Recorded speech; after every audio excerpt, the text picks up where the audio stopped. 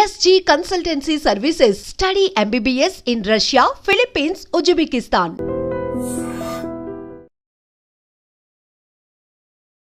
భక్త కన్నప్ప కృష్ణంరాజు గారి సినిమాలన్నింటిలో ఒక iconic film అన్నమాట.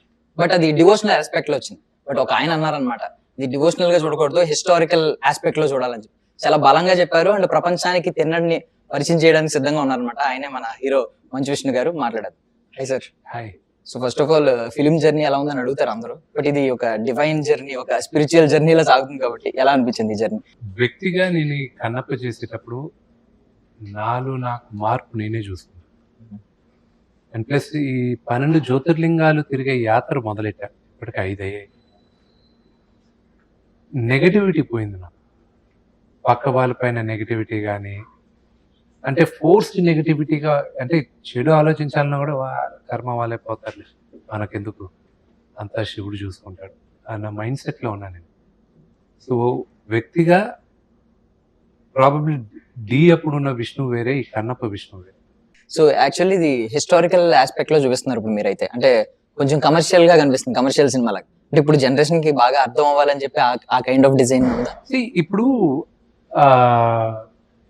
అన్ఫార్చునేట్ గా ఏంటంటే ఓన్లీ మన తెలుగు కొంతమంది, అందరూ తెలుగు కొంతమంది సోషల్ మీడియాలో ఇది కమర్షియలా, ఇది డివోషనల్ అని అడుగుతారే.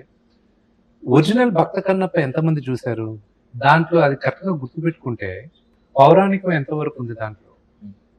దాని తర్వాత కన్నప్ప కథ ఏంటి, దాని తర్వాత తనకి తన వైఫ్ ఉన్న రిలేషన్షిప్ ఏంటి, వాళ్ళ గూడెలో ఉన్న డ్రామా ఏంటి, దాని తర్వాత ఎంతమందికి రావు గోపాలరావు గారి క్యారెక్టర్ గుర్తుంది, అక్కడ గుళ్ళో నగలు దొంగతనం చేసి వేసకి ఇచ్చేసే క్యారెక్టర్ ఎంతమందికి గుర్తుంది?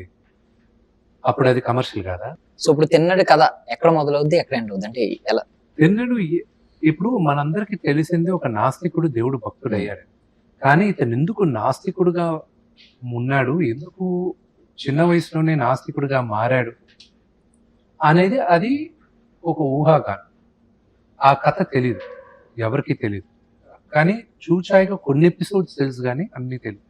ఈ సినిమాలో మాత్రం, మన ఈ కన్నప్పలో మాత్రం దూర్జటి గారు రాసిన కావ్యం ప్రకారం నాదనాథుడు, కన్నప్ప వాళ్ళ నాన్న, తిన్నడు వాళ్ళ నాన్న, తిన్నడు, కన్నప్ప పేరు తిన్నడు, ఆ తిన్నడు అనే పేరు, ఇవన్నీ మనం హిస్టారికల్ రెఫరెన్సెస్ తోనే తీసుకుంటాం. సో బడ్జెట్ అయితే 100 to 150 అని అనుకున్నారు స్టార్టింగ్, బట్ ఇప్పుడు 200 క్రాస్ అయిందని చెప్పి మేము వింటున్నాం అనమాట.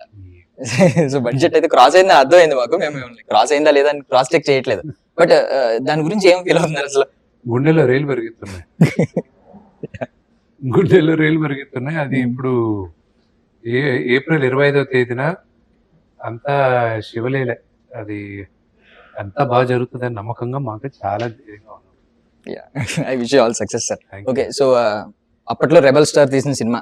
సో నెక్స్ట్ జనరేషన్ ఏమనుకుంటారు, ఫ్యామిలీ లెగసీ ఈ రెబల్ స్టార్ తీయాలని అనుకుంటారు.